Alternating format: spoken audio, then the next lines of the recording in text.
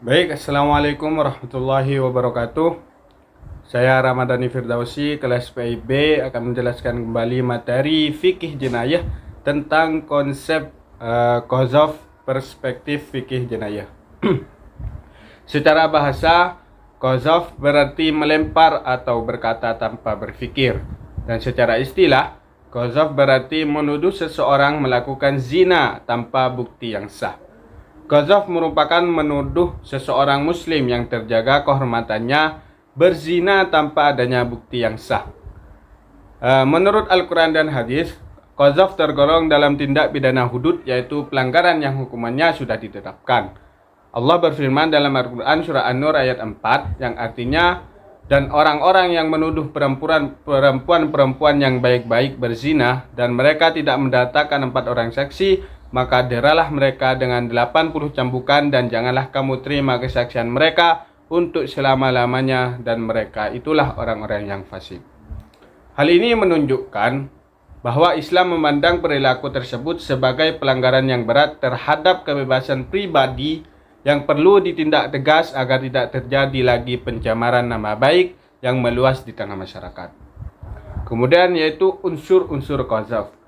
Qadhaf hanya bisa dikenai hukuman hudud jika memenuhi 5 unsur utama. Yaitu pertama, pelaku atau qadhif harus memenuhi syarat baligh dan berakal, sadar dan sukarela. Jadi jika dipaksa maka tidak dikenai hudud. Unsur kedua yaitu perbuatan atau fi'il qadhaf. Tuduhan itu harus eksplisit dan jelas. Misal, kamu pezina. Dan tidak boleh bersifat sindiran atau kiasan tanpa penegasan makna. Dan harus dilakukan dalam kesadaran penuh dan bukan karena bercanda, mabuk atau tidak tahu arti kata tersebut. Unsur yang ketiga yaitu korban atau maksub, yaitu harus seorang muslim, baligh dan berakal, serta termasuk muhsan atau orang baik-baik belum pernah berzina. Jika korban tersebut bukan muslim atau tidak memenuhi syarat di atas, pelaku tidak dikenai hudud, tapi bisa dikenai takzir. Unsur yang keempat yaitu bukti syar'i. Tuduhan dianggap sah apabila pelaku menghadirkan empat saksi laki-laki yang adil. Jika saksi kurang dari 4, maka tuduhan otomatis menjadi qadhaf dan pelaku dikenai hudud. Yang kelima yaitu unsur kesengajaan. Tuduhan dilakukan dengan niat dan tanpa kesalahan. Jika pelaku tidak sengaja atau salah ucap, maka dikenai takzir, bukan hudud. Kemudian selanjutnya yaitu hukuman atau sanksi pelaku qadhaf. Islam menetapkan 3 jenis hukuman terhadap pelaku qadhaf sebagaimana disebutkan dalam Al-Quran surah An-Nur ayat 4-5. Yang pertama yaitu 80 kali cambukan. Bentuk hukuman hudud yang wajib diterapkan harus dilakukan oleh aparat negara, bukan individu pribadi. Dan teknik mencambuknya itu harus mengikuti aturan syariat, seperti tidak melukai wajah atau kemaluan, tidak boleh terlalu keras maupun terlalu ringan.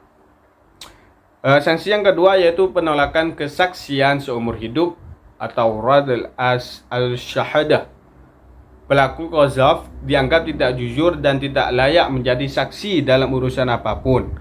Kesaksiannya dalam pernikahan, transaksi maupun perkara hukum itu tidak bisa diterima. Namun jika bertaubat dengan tulus, beberapa ulama seperti Hanafi dan Hambali memperbolehkan kesaksiannya itu diterima kembali.